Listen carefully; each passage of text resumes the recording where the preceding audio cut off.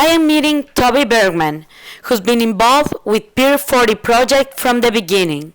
He will tell us all about this unique place. In your opinion, what makes this a unique place in Manhattan? Well, okay, so the first thing is to look at it. I mean, this is probably the single biggest public place. Not a regular park, but it's like a public square. And it is a public square. And it's probably the biggest one in New York City. I'm pretty sure it's the biggest one in New York City.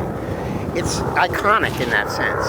If you go, if you look this way, say from the Empire State Building, tourist looks this way, they see the harbor, and then they see this big square. It's very, very big. It's 16 acres. It's the equivalent of 4 city blocks. Oh my God, that's a lot. Yeah, it's nice because it's like there aren't a lot of fields like this in Manhattan. Spacious. Yeah. It's a lot. And so having something like that, it never comes back. In general, we say about open space, when people want to build on a park or an open space in New York, think about it because you'll never get it back. Nobody ever takes down a building to build a park, or almost never.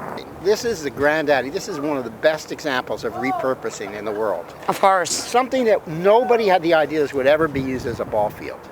And it became one of the most beautiful ball fields in the city. This neighborhood used to be the worst pretty much in the whole city. We had nothing. And now people come from all over the city to use this. It's a mecca for sports. And it has created the opportunity for our neighborhoods to have enough space for all the children's leagues to play here, and also for adults to enjoy it, and also for people throughout the region to come. So what exactly do we have here? We have a baseball field? Well, it's a multi-purpose field. Okay. So this field sometimes gets used for soccer, sometimes gets used for baseball, for lacrosse, for rugby. It gets used all summer long by summer camps, soccer and baseball summer camps for children. It gets used, if this were the weekend, you would see mostly children out here all day long. At night, you would see adults. During the week, you see school groups coming here. We're just playing with our school right now, but yeah, we're good football players. From what school are you from? City as. Is it here? Yeah, it's 2 blocks down that way. Oh, so it's very convenient for you. Yeah. It's created a renaissance on the whole west side of Manhattan, so that all these buildings you see here, people wouldn't have put them here when there was an industrial situation, or when the West Side Highway was here crumbling, right?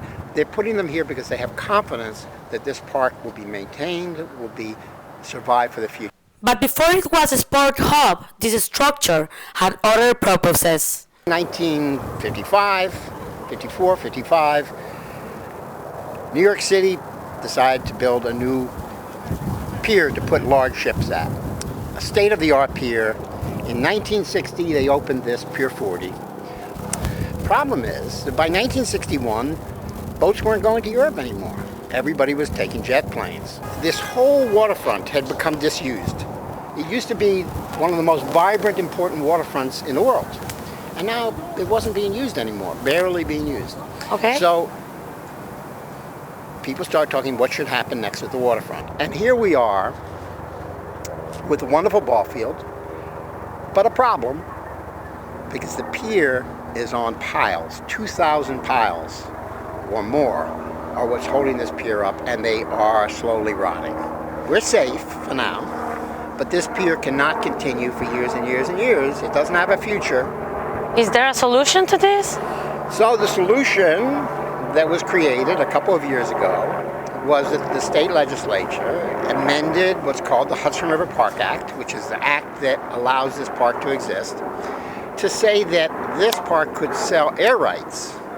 So hopefully now that money is being invested in the pier is a strong building, proposals will come in, maybe to build something, maybe just to use what's there, but to create a foundation for reuse of the interior structures. It's a substantial amount of interior space. Yeah, I can see that. It looks like a little building.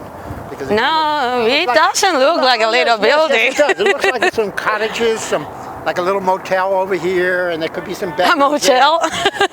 It looks very quaint and small. Yeah, it but does. It's huge. So, if sport is your thing, come and take advantage of this amazing field. Even I got to practice a little football.